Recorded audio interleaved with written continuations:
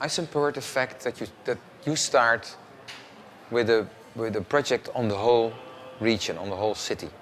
That doesn't happen much in the world. That a collective group of politicians, investors, engineers and architects are going to work on such a kind of ambition. I think it would be good that Paris keeps or remains compact. And by doing that, it will reduce the mobility. It can, by doing that, it makes the ecological footprint better. And by doing that, it can enlarge the cohesion. What can we learn from Haussmann? Haussmann is, of course, not everything in Paris. It's only 10% of Grand Paris is something what Haussmann did. But we can learn that he was able to make injections in the city, a new city appearance, that everyone started to like after a while. And it became very successful. But the second thing we can learn from Haussmann is that it was about access.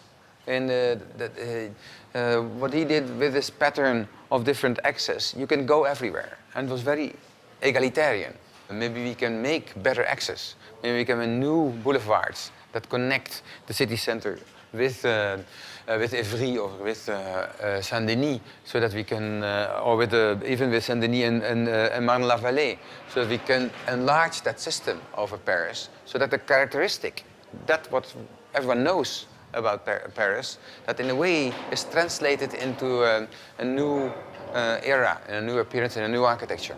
Yes, we have to encourage and deeply invest in public transport when you want to make a compact city, and with different of projects. On the other hand, I see that love for individual transport will not be stopped in the future.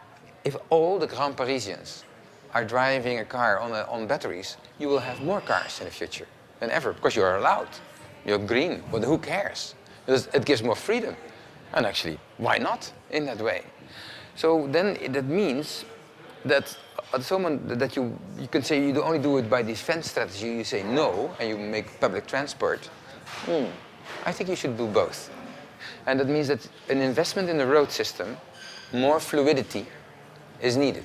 When I talk about density, then it's not only like with towers or something like that. That's not, we want to find typologies, say, where you have gardens, but then in a tower as well, or in a high-rise as well.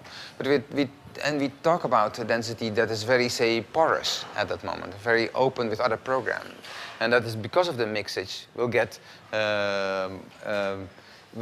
indeed a very attractive density. Of course, what is needed in this operation is as well a place where we all can meet.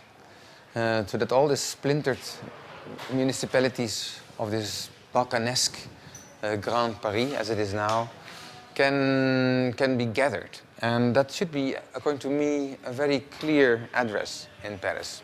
And it should be a place for researchers to go to, where maybe there's an école next to it, maybe there's and so we have to dedicate a good place for that. To give all the 6 forêts, or 8 forests, we can give that to the different famous landscape architects, so it becomes very, very, very, very understandable. But surround those parks, you cut a little piece of that park, because there's quite enough, to make a new program that is directly connected with the park.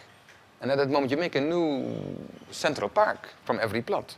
So that the intensity of this operation, the intensification, can go ahead as well with an improvement of the parks. Why not cover all the roofs of any operation with solar cells? One is that the calculation that when we do that one-to-one, we would cover substantially your energy demand. Not all, but quite substantially. Secondly, the famous image of Paris. When you go on the stairs of the Centre Pompidou, or you are on the Sacré-Cœur, on Montmartre, you have these roof landscapes of Paris. They change from gray, as it is now, into gold.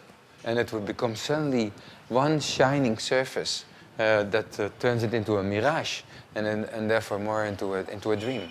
So what Paris needs is an agenda, but it's as well a program. So we started to calculate if Paris has an ambition for the coming 20 years, because Grand Paris should be realized in 20 years, more or less, is to is how much program do you need to build or to change, to rebuild. And that's a fantastic program. And then to behave, say, attractive, to attract people, to live again here, or to work here again, or to behave responsible. That way, you have to add forests, you have to add energy, and that way, if you put that all together, and that's actually almost like a cube of, what was it, 5 by 5 by 5 kilometers on program. That's the gift. That's what we give to, for the discussion. That's what we give to Paris, to Grand Paris, to discuss. With that program, with the insertion of that program in time, in the coming 20 years, you can turn it into that obvious and clear demonstrating post-Kyoto city. And so this independence cube floating over Paris, as we showed, is in a way for us a model which is more than fear. It's about, it gives a tool to collaborate, and it gives a method to build and to construct and to inject the economy exactly at the moment that there is a crisis.